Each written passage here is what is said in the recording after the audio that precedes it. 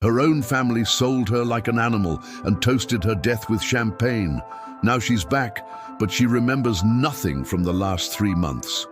The crescent moon scar on her wrist burned like liquid silver as Serena jolted awake in the unfamiliar cabin, her heart hammering against her ribs with the desperate rhythm of prey, sensing a predator. 3 months of her life had vanished like smoke, leaving only fragments of memory that cut deeper than any blade. Her father's cold eyes as he counted gold coins, her mother's turned back, her brother's signature on papers that sealed her fate. They had sold her. Their own blood, their own daughter, traded away like livestock for the promise of wealth. And now she was alone in this shadowed place with nothing but questions that tasted of betrayal and a mark on her skin that pulsed with otherworldly power. The wooden walls around her groaned in the mountain wind, and through the single grimy window she could see the peaks of the Shadowmere Mountains rising like ancient teeth against a sky the color of old bones. This wasn't home. Home was the valley town of Millhaven, where cobblestone streets wound between houses that had sheltered the same families for generations, where everyone knew everyone else's secrets, and where her family had just finished celebrating her funeral. The thought hit her like a physical blow, stealing her breath and leaving her gasping against the rough woolen blanket that smelled of pine needles and something darker, something that made her newly awakened instincts scream warnings she couldn't yet understand. Her fingers traced the crescent scar that marred the pale skin of her left wrist, the raised flesh silver white against her natural olive complexion. It hadn't been there before. Before the darkness, before the lost months, before her world had shattered into pieces too small to collect. The mark was perfectly symmetrical, like a moon caught in its first quarter, and it hummed with an energy that made her teeth ache.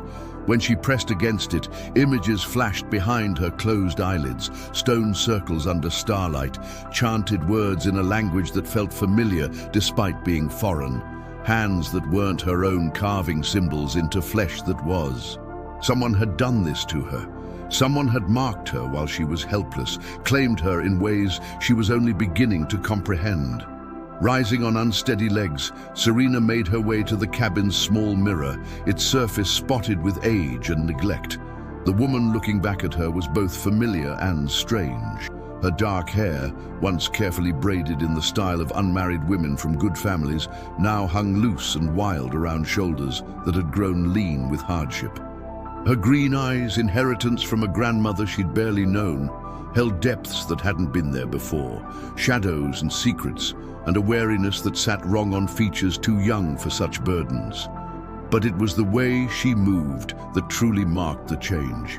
Every step was measured, every gesture controlled, as if her body had learned lessons her mind couldn't remember about what happened to those who showed weakness in the wrong places. The door creaked open without her touching it, and Serena's new instincts had her pressed against the far wall before conscious thought could intervene.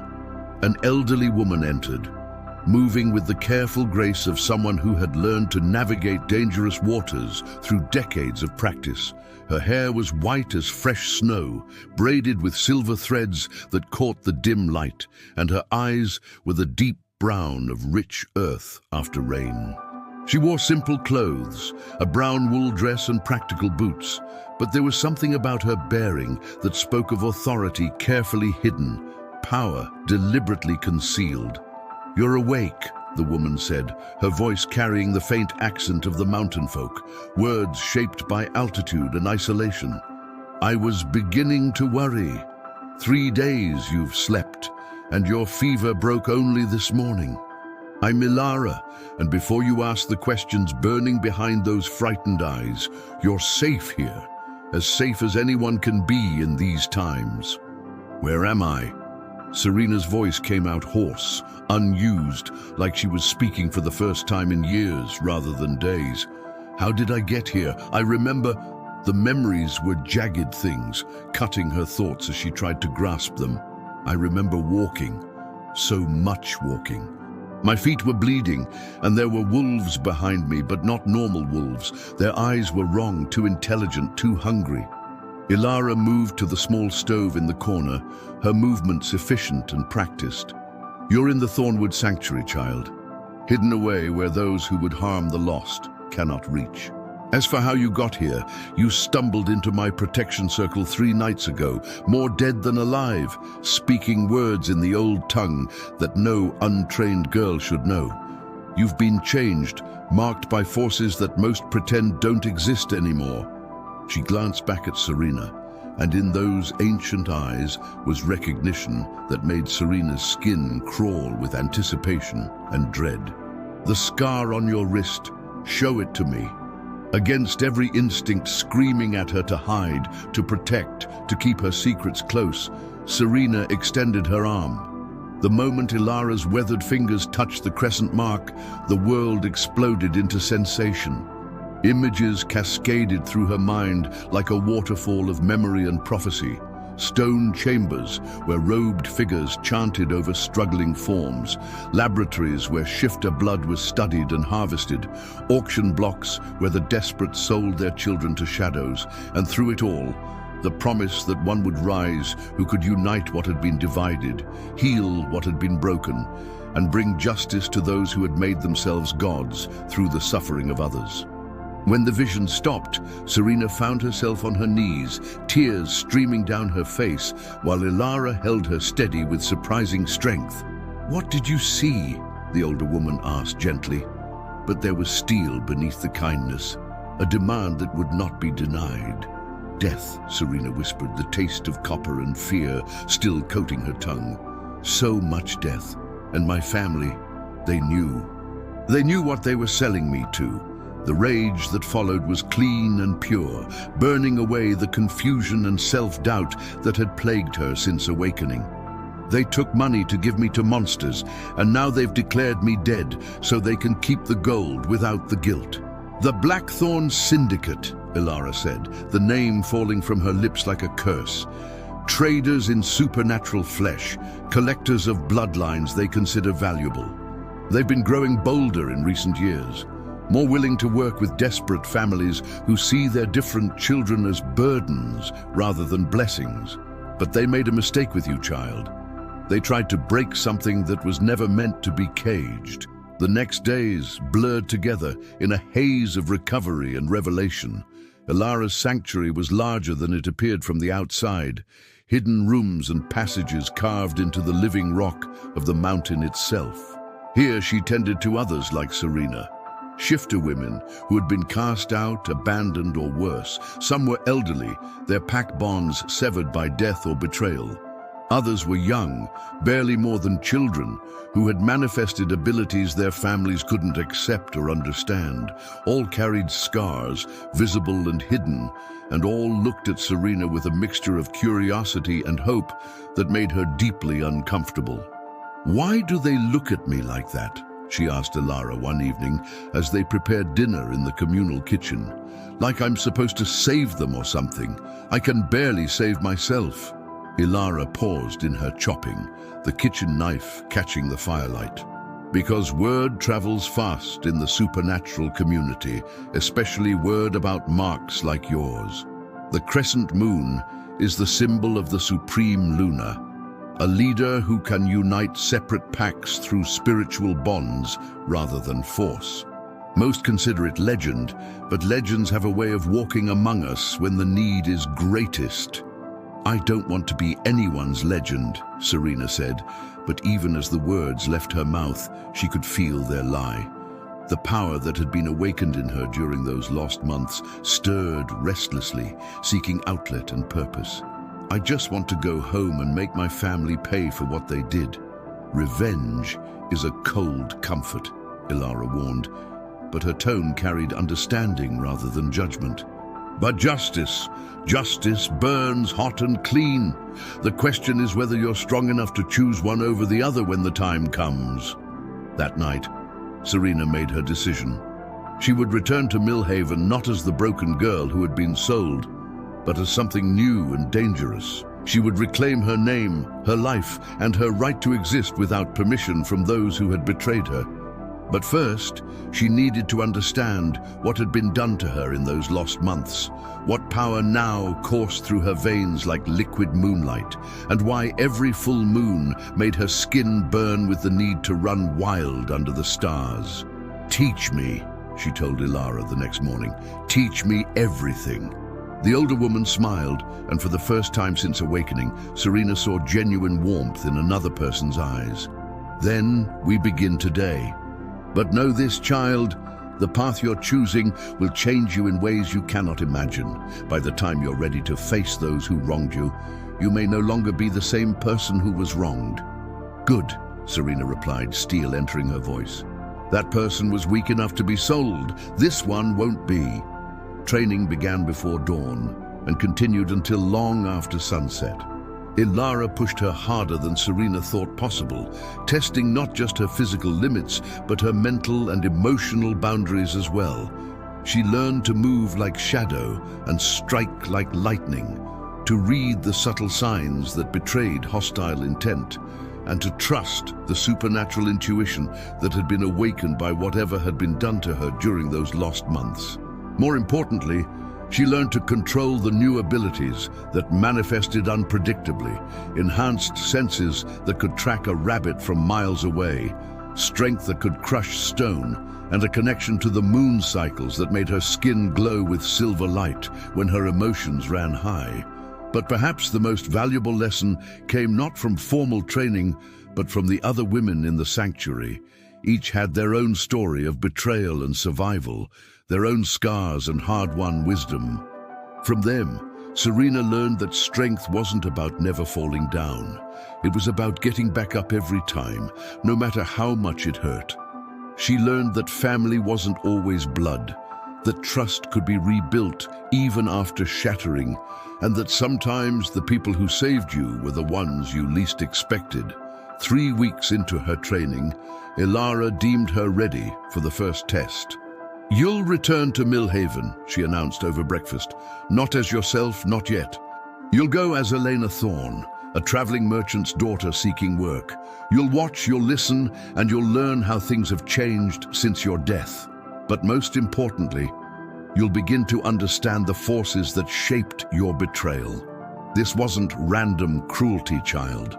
This was calculated, and the calculation goes deeper than simple greed." The journey down from the mountains took 2 days on foot, following paths that seemed to shift and change when she wasn't looking directly at them. Ilara's sanctuary existed in a pocket of space that bordered several territories without belonging to any of them, neutral ground where old laws still held sway. But as Serena descended into the familiar valleys of her childhood, she felt the weight of pack politics and territorial disputes that she'd been too young to understand before her disappearance. Millhaven looked smaller than she remembered, its population of 3,000 seeming almost quaint after the cosmic perspectives she'd been exposed to in the sanctuary. The town square where she'd played as a child was the same, cobblestones worn smooth by generations of feet, the old oak tree still spreading its branches over the market stalls. But there were changes too, new faces among the vendors, subtle alterations to shop signs, and an undercurrent of tension that made her newly awakened senses prickle with warning. She found lodging at the Silverleaf Inn, an establishment that catered to travelers and had the advantage of not employing anyone who might recognize her altered appearance. The innkeeper, a plump woman named Martha, whose smile never quite reached her eyes, accepted her story about seeking work without question and even directed her towards several shops that might be hiring temporary help.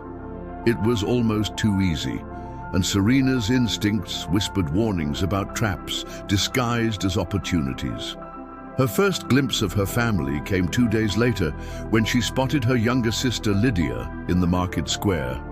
At 18, Lydia had always been the beauty of the family, with golden hair and blue eyes that drew admiration wherever she went.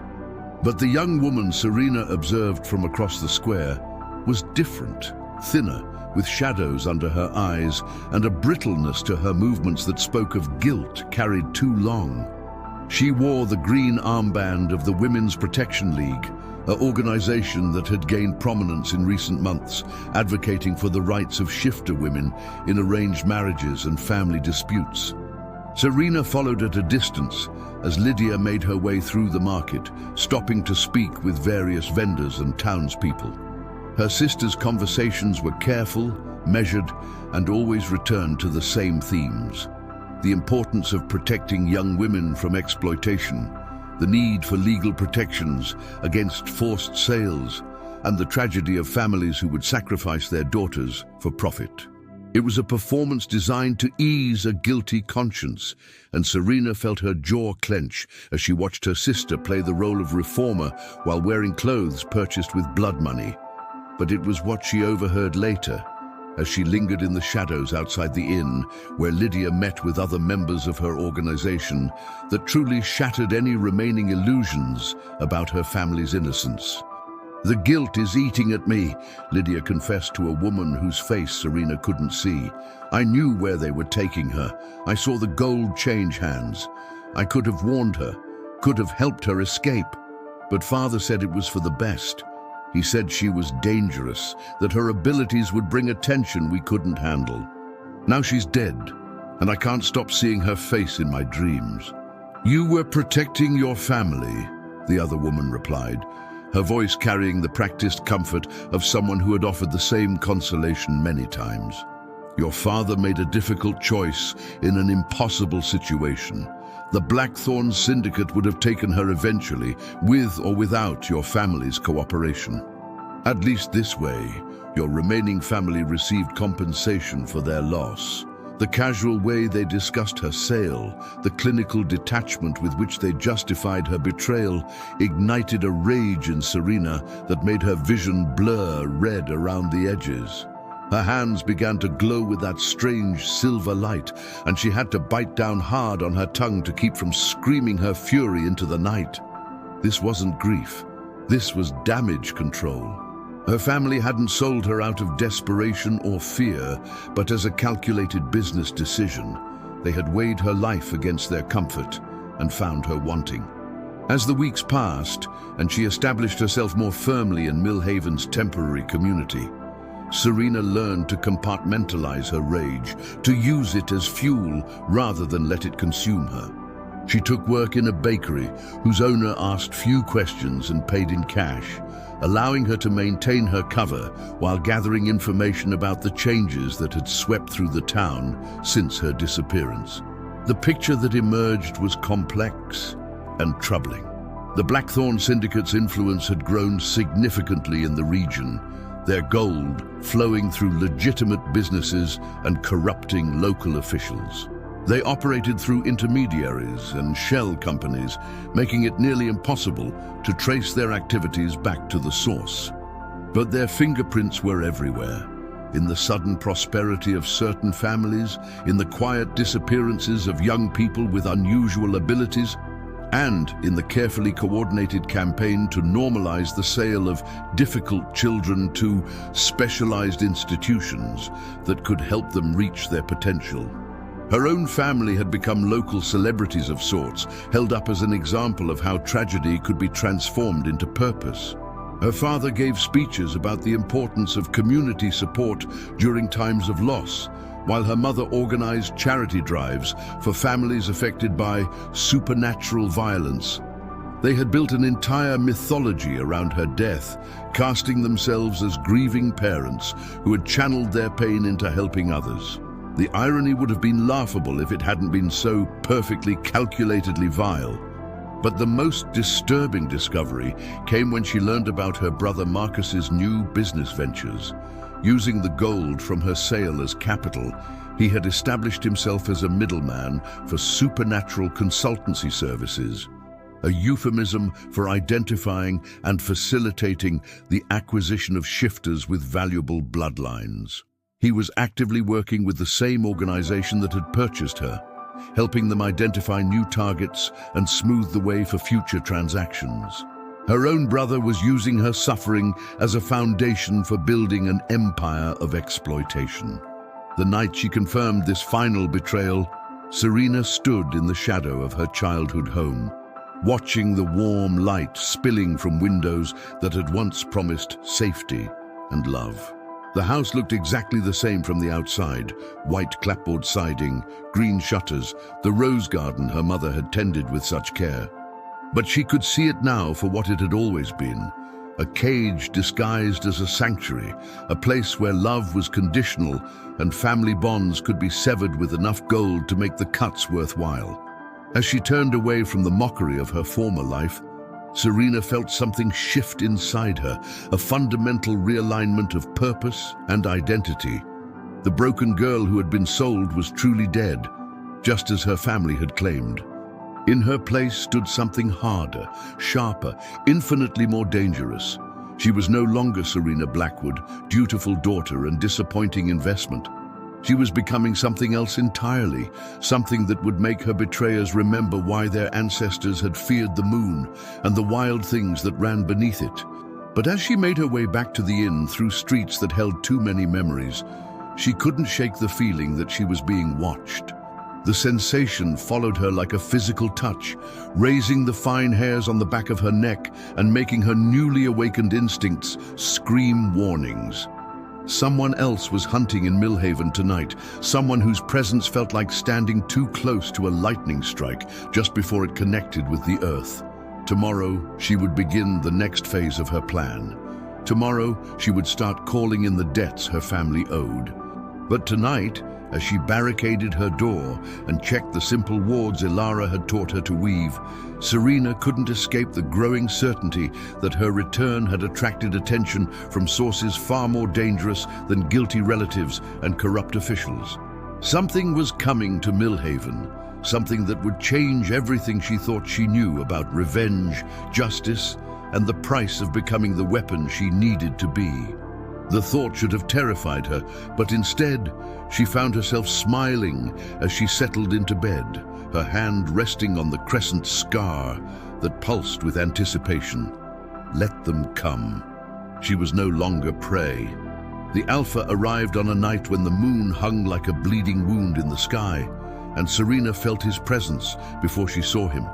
A disturbance in the natural order that made every supernatural creature in Millhaven either flee or cower in submission.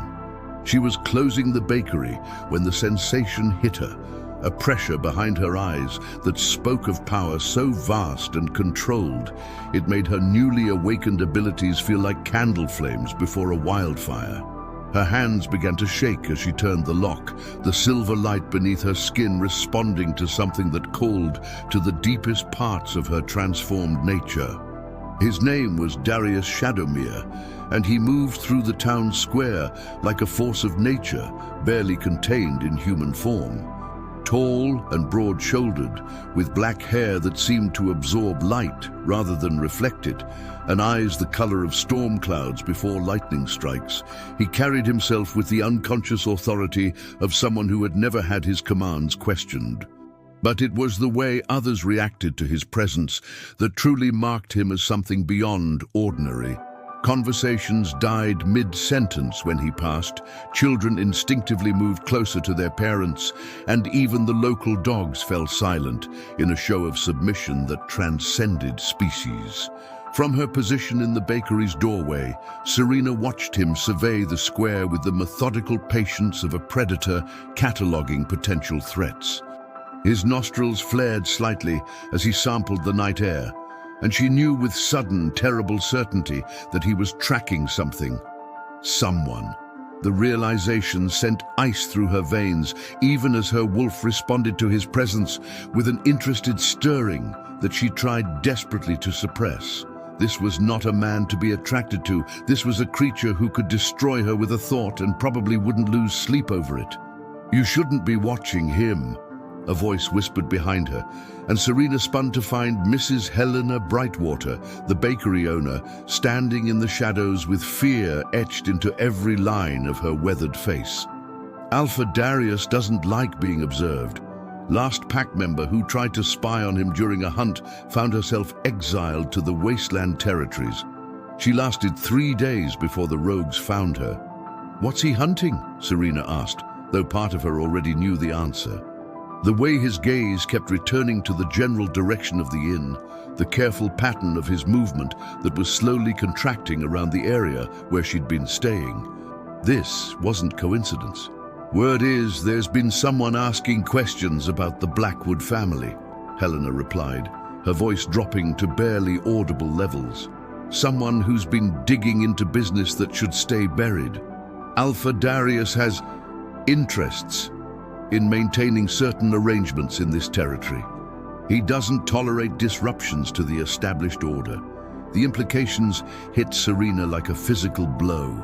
Her investigation hadn't been as subtle as she'd thought, and now the most dangerous alpha in the region was hunting her specifically. But even as fear clawed at her throat, another emotion rose to challenge it.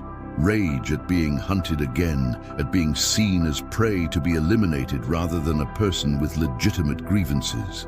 She had been sold, betrayed, marked like livestock, and now she was supposed to simply disappear quietly to protect the comfort of those who had profited from her suffering.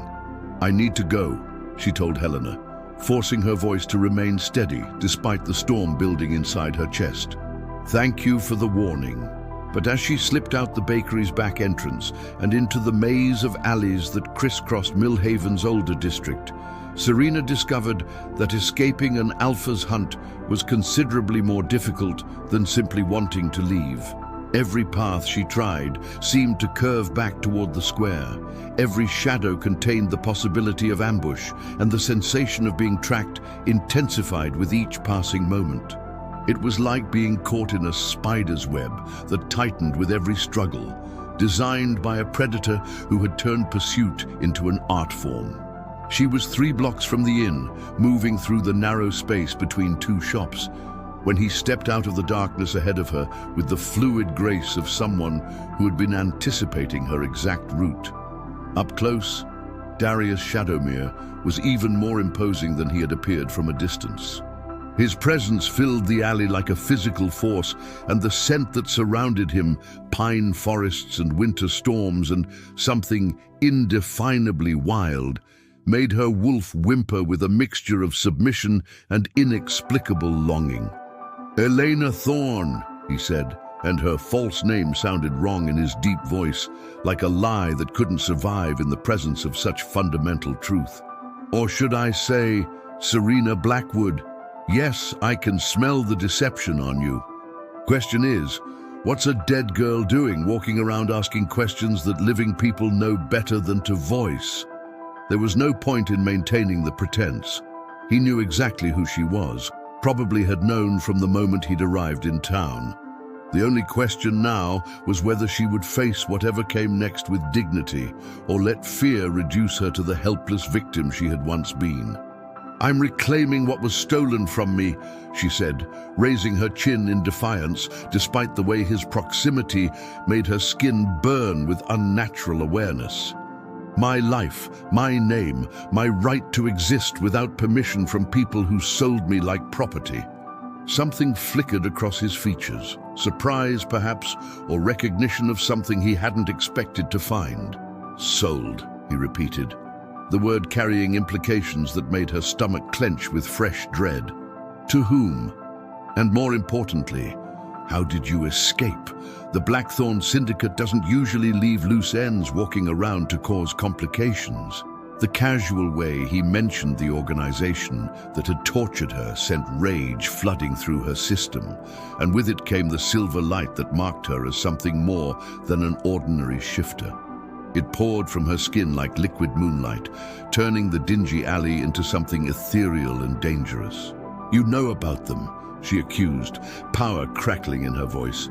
"You know what they do, what they did to me, and you're here to protect their interests. Just another predator feeding on the weak." But instead of the anger or dismissal she expected, Darius went very still, his storm-colored eyes fixed on the light emanating from her skin with an intensity that made her feel exposed in ways that had nothing to do with physical vulnerability. When he spoke again, his voice carried undertones she couldn't identify. Grief, perhaps, or a fury so old and deep it had fossilized into something harder than hatred. "I know about the syndicate because they took someone from me too," he said quietly. "My mate, my Luna. They killed her while experimenting with forced bonds, trying to create artificial pack connections they could sell to the highest bidder. I've been hunting them for 3 years, dismantling their operations piece by piece, but they're like a hydra. Cut off one head and 2 more grow in its place." The confession hung between them like a bridge neither had expected to build. And Serena felt her perspective shifting with dizzying speed. This wasn't the enforcer of corruption she had assumed him to be. This was someone who understood loss in ways that cut as deep as her own wounds. But understanding didn't equal trust, and she had learned too well the price of believing in others' good intentions. "If that's true," she said carefully, "then why are you hunting me? I'm not working with them. I'm trying to destroy the people who sold me to them. Because 3 months ago, a facility in the Darkwood territory was completely destroyed," Darius replied, beginning to circle her with the measured pace of a predator testing boundaries. Every building razed, every piece of equipment melted down to slag, every record turned to ash. The only survivor was a guard who babbled about silver fire and a woman who sang the moon down from the sky before she vanished into the forest. The syndicate has been going insane trying to find whoever was responsible, and their search led them to start investigating rumors about a girl who supposedly died, but whose family suddenly came into significant wealth. Understanding dawned like a cold sunrise, bringing with it implications that made her legs weak. "You think I destroyed the facility? You think I'm some kind of weapon they lost control of? I think you're exactly what the old prophecies described," he said, stopping directly in front of her again. "A supreme Luna, marked by power that can unite or destroy depending on how it's wielded. The question is whether you remember what you did during those lost months, and whether you're planning to use those abilities to target individuals or entire systems." The prophecy again. Even here, in this moment of confrontation and revelation, she couldn't escape the expectations others placed on her, based on marks she hadn't chosen and powers she barely understood. "I don't remember destroying anything," she said honestly. "I don't remember most of what happened during my captivity, but if I did burn down one of their facilities, if I did hurt people who were torturing innocents, then I'm not sorry. And if you're here to stop me from getting justice for what was done to me, then you're going to be disappointed." For a long moment, they stared at each other in the silver-washed alley. Two predators trying to determine whether the other represented threat or opportunity. Then Darius did something that shocked her to her core. He stepped back, hands raised in a gesture of non-aggression, and offered her something she hadn't expected to find in this confrontation. "I'm not here to stop you," he said. "I'm here to offer you an alliance. The syndicate is bigger than one person can handle alone, and they've grown bold enough to start operating in territories under my protection. Your family's cooperation with them makes this personal for both of us. Work with me, and I'll help you get the justice you're seeking. Refuse, and I'll respect your choice and leave you to handle things your own way. But either way, they need to be stopped." The offer was tempting, more tempting than it should have been, given that she barely knew this man and had every reason to distrust anyone with his level of power. But as she looked into his eyes, searching for deception or hidden agendas, all she found was a grief that matched her own and a determination that burned with the same intensity as her need for justice. Perhaps more dangerous was the way her wolf responded to his presence, the animal part of her recognizing something in him that called to instincts she was only beginning to understand. "What exactly are you proposing?" she asked, though part of her already knew the answer would change everything. "Joint operations," he replied. "I have resources, intelligence networks, connections that can help us trace the syndicate's activities back to their source. You have abilities they fear and inside knowledge of how they operate. Together, we might actually be able to burn the whole organization down instead of just cutting off branches. It was logical, practical, and offered her the best chance of achieving the justice she craved. It was also stepping into a partnership with someone whose very presence made her feel things she wasn't ready to examine, whose power called to hers in ways that promised either salvation or destruction. But as she weighed the options, one truth became clear. She was tired of facing monsters alone. "Temporary alliance," she said finally. "We work together to destroy the syndicate and anyone who profits from their business. After that, we part ways and pretend this never happened."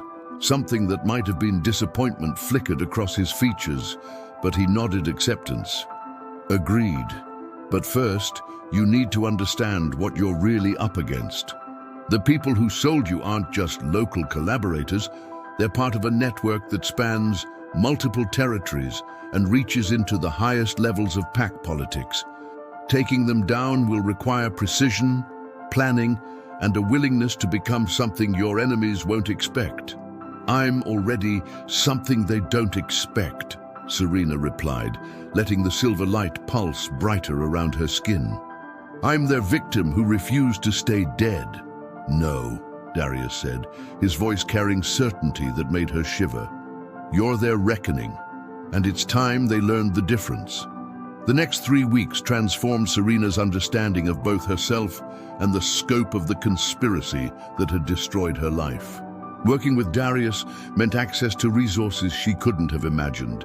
Safe houses hidden in pocket dimensions, information networks that stretched across continents, and training that pushed her developing abilities to limits she hadn't known existed. But it also meant living in constant proximity to someone whose very presence challenged every defensive barrier she had built around her heart. He was not the cold, dominating alpha she had expected. Instead, she discovered a man haunted by loss, driven by a need for justice that matched her own, and capable of a gentleness that surfaced unexpectedly in quiet moments between their planning sessions. He taught her to fight with weapons both conventional and supernatural, to read the subtle signs that betrayed hostile intent, and to trust the instincts that had been awakened during her captivity. More dangerously, he taught her to trust him, building confidence through actions rather than words, until she found herself looking forward to their training sessions with an anticipation that had nothing to do with preparing for combat. But it was the intelligence they gathered that truly shook her understanding of what had been done to her. The Blackthorn Syndicate wasn't just trafficking supernatural individuals. They were conducting experiments designed to create artificial pack bonds, forced matings, and enhanced bloodlines that could be controlled and marketed to wealthy buyers. Her own sale had been part of a specific program targeting potential supreme Lunas, young women whose bloodlines contained the genetic markers for the kind of power that could reshape supernatural society. "They weren't just torturing you," Darius explained one night, as they reviewed documents stolen from a syndicate front company. "They were trying to break your natural bonds and replace them with artificial ones they could control. The process requires specific rituals, performed during the subject's most vulnerable moments, designed to rewrite the fundamental connections that define pack relationships." The clinical description of her suffering made her stomach turn, but it also explained things that had been bothering her since her escape. "The lost memories," she said. "They weren't just trauma. They were actively suppressing parts of my identity." "Exactly. And the marks on your skin aren't just scars. They're binding symbols designed to channel your power according to their specifications. The fact that you broke free and retained your abilities suggests that your bloodline is stronger than they anticipated. It also explains why they're so desperate to recapture you." That night, alone in the safe house Darius had provided, Serena stood before a mirror and examined the scars that covered her body with new understanding. Each mark was precisely placed, part of a pattern designed to reshape her very nature. But as she traced their lines with growing anger, she noticed something the syndicate's torturers had missed. The scars were healing wrong, the symbols distorting as her body rejected their artificial constraints. Whatever they had tried to do to her was failing, and her true nature was reasserting itself with interest. The revelation brought with it a surge of power that made the mirror crack, silver light pouring from her skin with enough intensity to illuminate the entire room. But this time, instead of the chaotic energy she had experienced before, the power felt controlled, purposeful, eager to be used for something more significant than simple survival. She was changing, evolving into something that transcended the victim they had tried to create and approached the weapon she was choosing to become. But the greatest test of her transformation came when Darius brought her intelligence that made everything personal, in ways she hadn't anticipated. Her family's cooperation with the syndicate went back years before her sale, involving the trafficking of at least 6 other young women from their territory. Her own sister, Lydia, had helped identify potential targets, using her position in the Women's Protection League to gather information about vulnerable individuals who could be acquired without attracting too much attention. They built their entire reputation on the suffering of others, Darius told her, as they stood on the balcony of their latest safe house, the lights of Millhaven twinkling below them like fallen stars. Your sale wasn't their first collaboration. It was just the most profitable, and unless we stop them, it won't be their last. The knowledge burned through her like acid, destroying the last vestiges of hope that her family's betrayal had been motivated by desperation rather than greed. They weren't victims of circumstances beyond their control. They were predators who had found a profitable way to feed on their own community. The distinction mattered in ways that went beyond simple justice into the realm of identity and purpose. "I want to confront them," she said, power crackling in her voice. "I want them to see what they created, what their choices turned me into."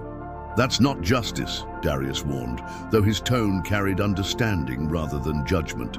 "That's revenge. And revenge has a way of consuming the people who pursue it until there's nothing left but ashes and regret." "Then what do you suggest?" she asked, turning to face him. "How do we handle people who profit from selling children to torturers? How do we deal with corruption that runs so deep it's infected an entire community?" For a moment, they stared at each other in the moonlight. Two people shaped by loss and united by a need for justice that neither quite knew how to achieve.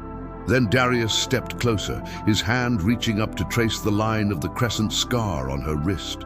And Serena felt something shift between them that had nothing to do with their alliance and everything to do with the recognition of two souls that had been broken by similar forces.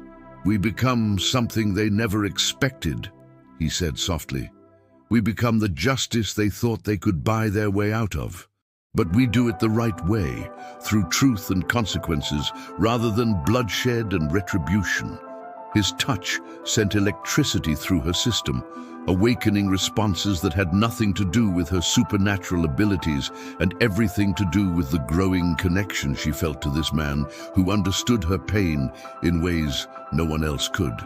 For just a moment, she allowed herself to imagine what it would be like to trust someone completely, to share the burden of justice with someone who wouldn't ask her to be less than what she was becoming. But as she looked into his storm-colored eyes, she saw something that made her step back despite the pull she felt toward him. There was darkness there, shadows of his own that he hadn't shared, and a hunger that spoke of needs deeper than simple alliance. Darius Shadowmere was not just an alpha seeking justice. He was a man looking for something to fill the void left by his dead mate. And Serena was beginning to suspect that he saw her as a potential replacement rather than a partner. The realization should have made her angry, should have triggered the defenses she had built around her heart. Instead, it made her sad in ways she couldn't fully explain, because part of her wanted to be what he was looking for. Wanted to believe that two broken people could heal each other's wounds. But she had learned too well the price of being what others needed her to be, rather than who she was meant to become.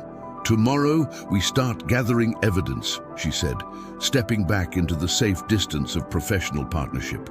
Real evidence, the kind that will hold up when we expose their entire operation. And when we do, I want my family to face consequences that match what they've done to others. If Darius noticed her withdrawal, he didn't comment on it. Instead, he nodded agreement and began outlining plans for infiltrating the next syndicate facility on their list. But as Serena listened to his methodical approach to dismantling their enemies, she couldn't shake the feeling that their alliance was building towards something neither of them was quite prepared to face.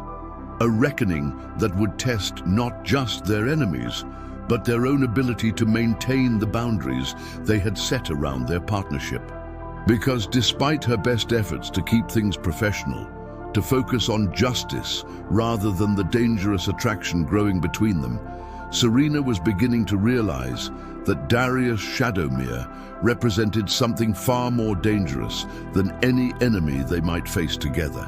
He represented the possibility of being understood, accepted, and valued for exactly what she was becoming rather than what others expected her to be.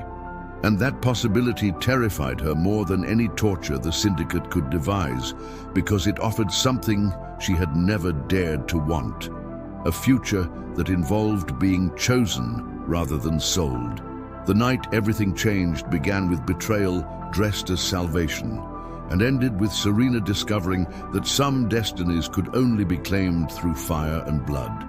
She had been tracking her brother Marcus through the shadowed streets of Millhaven's merchant district when the trap sprung with clockwork precision. Too many figures emerging from too many doorways, their movements coordinated with the kind of efficiency that spoke of professional training and intimate knowledge of her habits. But it wasn't the syndicate operatives that made her heart stop with recognition and rage. It was the familiar figure standing behind them, golden hair catching moonlight as she watched her sister walk into an ambush she had helped orchestrate. "Hello, Serena," Lydia said, her voice carrying none of the guilt that had marked their previous encounters. "You've been very difficult to find, but family always knows how to bring family home." The silver light erupted from Serena's skin before conscious thought could intervene, painting the narrow alley in shades of power and fury that made the syndicate operatives step back despite their weapons and training. But even as energy crackled around her like liquid lightning, part of her mind remained coldly analytical, cataloging exits and threats with the tactical awareness Darius had drilled into her over their weeks of preparation. 7 operatives, all armed with weapons designed to subdue rather than kill, positioning that suggested they wanted her alive and preferably undamaged. This wasn't an execution, it was a recapture. Why? The word tore from her throat with enough force to crack windows, carrying with it months of accumulated pain and the bitter taste of hope finally dying. "Wasn't selling me once enough? Do you need more gold to wash the guilt from your hands?" "Guilt?" Lydia laughed, the sound bright and brittle as breaking glass. "Oh, sister, you still don't understand what you are, do you? What we've all been protecting you from. The syndicate didn't want you for experiments. They wanted you as breeding stock, a supreme Luna whose children could reshape the supernatural world according to their specifications. But you escaped before they could complete the process, and now you're walking around like a loaded weapon without a safety catch." The casual cruelty of the revelation hit harder than any physical blow, but it was the fear in her sister's eyes that truly drove the knife home. Not fear of retaliation or punishment, but fear of her, of what she represented, what she might become if allowed to exist without constraints. Her own family didn't see her as a person to be loved or even mourned. They saw her as a problem to be managed, a threat to be neutralized, before it could disrupt their carefully constructed lives. "So you called them back," Serena said, understanding flooding through her like ice water. "You offered me to them again, because the first payment wasn't worth the risk of having me alive and free. We called them back because you're dangerous," Marcus said, stepping out from behind one of the operatives with the self-righteous expression he'd worn since childhood when explaining why his choices were always justified. "Look at yourself, Serena. Look at what you've become. That light isn't natural, and neither is the way it affects other people. You're scaring families, disrupting pack hierarchies, asking questions that could destroy the carefully maintained peace we've all worked to build." The hypocrisy was breathtaking in its scope, but it was also revealing in ways that cut through her anger to expose something harder and colder beneath. They weren't just afraid of what she might do, they were afraid of what she might reveal. Her very existence as a supreme Luna threatened to expose the compromises and corruptions they had embraced, the deals they had made with monsters in exchange for comfortable lives. She was living proof that their version of peace was built on the suffering of the vulnerable, and they couldn't allow that truth to spread. "You're right," she said quietly, the silver light around her shifting from chaotic energy to something more focused and infinitely more dangerous. "I am dangerous, but not in the way you think." The transformation that followed wasn't dramatic in the way of legends or prophecies. There was no thunderclap of destiny or choir of angels heralding her ascension to power. Instead, Serena simply stopped fighting against what she had always been meant to become and allowed her true nature to emerge like a butterfly shedding its chrysalis. The silver light that had marked her as different intensified until it became difficult to look at directly. But more importantly, it began to resonate with something deeper than personal power. It connected her to every supernatural creature within a dozen miles, creating bonds of understanding and shared purpose that transcended pack loyalties and territorial boundaries. She could feel them responding to her call, wolves abandoning their hunts to turn toward the source of the summoning, domestic shifters in human form suddenly looking up from their evening routines with expressions of wonder and confusion, even the syndicate operatives finding their weapons trembling in hands that were no longer entirely under their own control. This was what the prophecies had spoken of. Not a leader who commanded through force, but one who united through recognition of shared truth and common cause. "Impossible," one of the operatives whispered, his voice cracking with awe and terror. "Supreme Lunas are legends, they don't actually exist." "Neither do miracles," Serena replied, her voice carrying harmonics that seemed to come from multiple sources at once. "But here we are." The battle that followed was less a fight than a demonstration of what happened when artificial authority met natural power. The syndicate operatives, for all their training and equipment, found themselves unable to maintain aggression against someone whose very presence reminded them of bonds deeper than money or fear. One by one, they lowered their weapons and stepped back, their conditioning warring with instincts that recognized something sacred in what she had become. But her family proved more resistant to the pull of natural order, their fear and greed providing insulation against the connection she was offering. They had invested too much in their version of reality to accept evidence that it was built on lies, and their panic at seeing their careful plans crumble made them dangerous in ways that professional killers couldn't match. "Stop this!" Marcus screamed, pulling a weapon from beneath his coat, not the standardized gear of the operatives, but something cruder and more personal. "You're destroying everything we've worked for, everything we've built." The bullet took her in the shoulder, spinning her around and sending silver blood spattering across the alley walls. But instead of weakening her, the injury seemed to catalyze something that had been building since her awakening in Ilara's cabin. Pain transformed into purpose, and the blood that fell from her wound began to glow with the same inner light that marked her as different. Where it touched the ground, patterns emerged. Not the binding symbols the syndicate had carved into her flesh, but older markings that spoke of protection and justice and the price of betraying pack bonds. "You shot your own sister," Lydia whispered, horror finally breaking through the calculated coldness she had maintained. "Marcus, what have you done?" "What I had to do," he replied, but his voice carried less certainty than before. What we all should have done months ago when we realized what she was becoming. That was when Darius arrived, like a storm given human form, moving through the syndicate operatives with the fluid grace of someone for whom violence was an art rather than a necessity. His presence in the alley shifted the entire dynamic, adding a layer of territorial authority that made even Serena's family recognize they were no longer dealing with a problem they could manage through familiar manipulations. "Interesting family reunion," he said, his voice carrying undertones that made the remaining operatives step back despite their numerical advantage. "Though I have to say, the hospitality leaves something to be desired." The sight of him, powerful and dangerous, and choosing to stand with her against her own blood relatives, broke something inside Serena that she hadn't realized was still holding her back. For weeks, she had been fighting against the pull she felt toward him, convinced that any connection would be just another form of bondage, another way for someone else to control her choices. But seeing him appear when she needed him most, understanding without explanation that this confrontation was about more than just stopping the syndicate, made her realize that some bonds were chosen rather than imposed.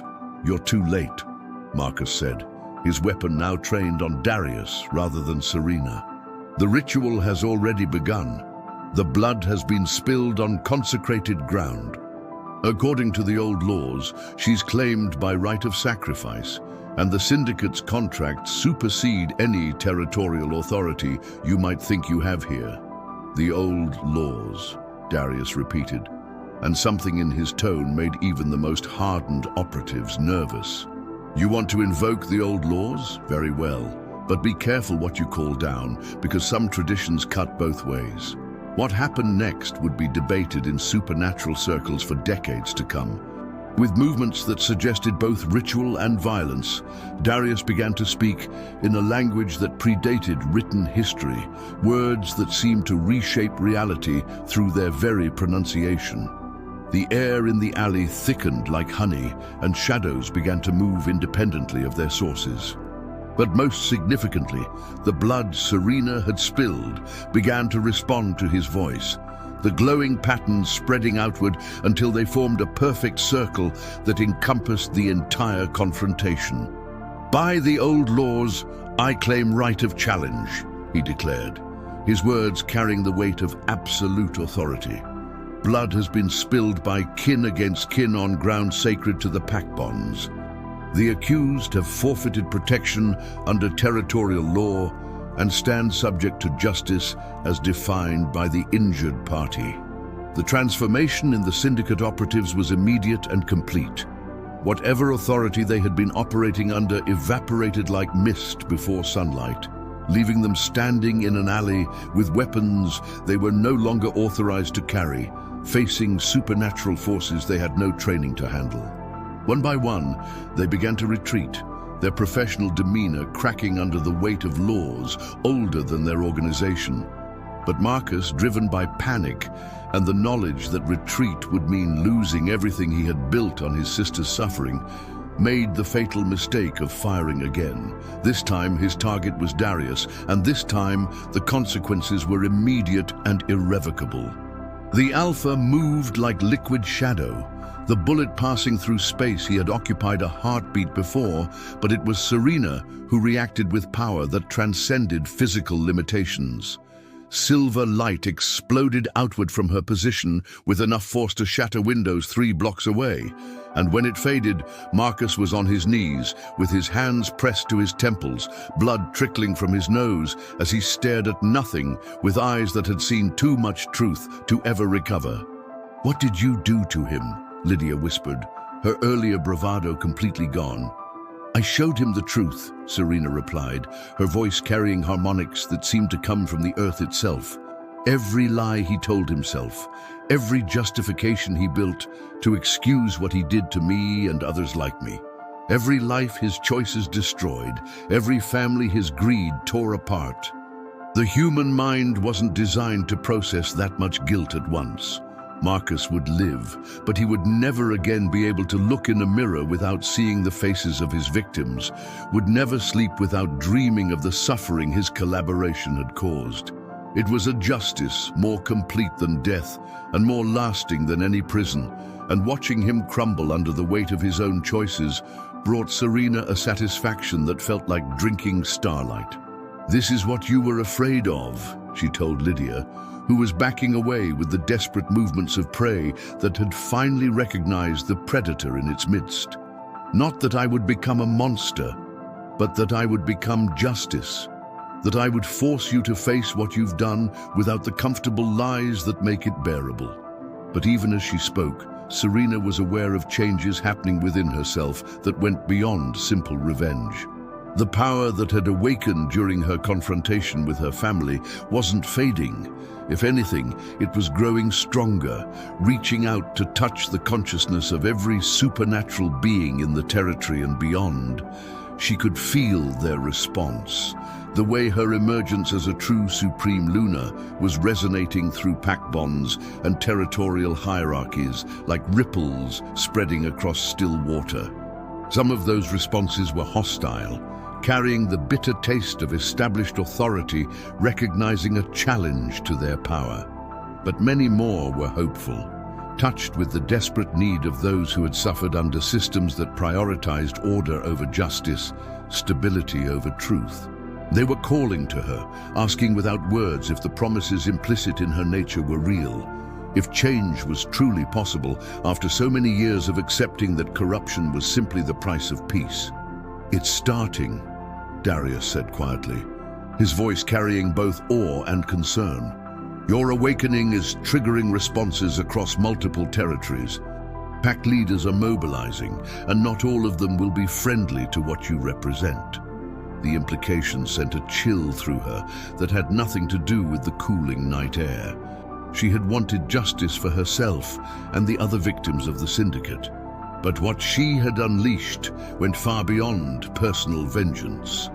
By fully embracing her nature as a Supreme Luna, she had inadvertently declared war on every corrupt authority, every unjust hierarchy, every system that maintained stability through the suffering of the vulnerable. "I never wanted this," she whispered. But even as the words left her mouth, she knew they weren't entirely true. Part of her had always wanted to be powerful enough to protect others from what she had experienced, had dreamed of being strong enough to stand between predators and their prey. The responsibility was terrifying, but it was also right in ways that resonated with the deepest parts of her transformed soul. "Wanting it doesn't matter anymore," Darius replied, moving closer until she could feel the warmth radiating from his body. "What matters is what you do with it. And that's a choice you don't have to make alone." The offer hung between them, like a bridge waiting to be crossed. And for the first time since her awakening, Serena allowed herself to truly look at the man who had stood with her against her own family. There was power there, yes, and authority that could complement her own emerging abilities. But more importantly, there was understanding, the recognition of someone who had also been shaped by loss into something harder and more purposeful than they had ever intended to become. "The old prophecies speak of balance," she said slowly, remembering lessons from Ilara's sanctuary about the ancient ways that had governed supernatural society before corruption and compromise had poisoned the well. A Supreme Luna and her chosen Alpha, working together to maintain justice while preventing the kind of absolute power that leads to tyranny. "Chosen," Darius repeated, and she could hear both hope and uncertainty in his voice. Not assigned, not bound by obligation or necessity, but chosen freely by both parties. The distinction mattered in ways that went beyond simple semantics. Everything else in her life had been decided for her. Her sale to the syndicate, her marking and torture, even her escape had been shaped by forces beyond her control. But this This choice to trust someone enough to share the burden of power, this was hers to make without coercion or manipulation. "If we do this," she said, her voice gaining strength as she spoke, "it has to be as equals. I won't be your replacement for the mate you lost, and you can't be my salvation from the choices I have to make.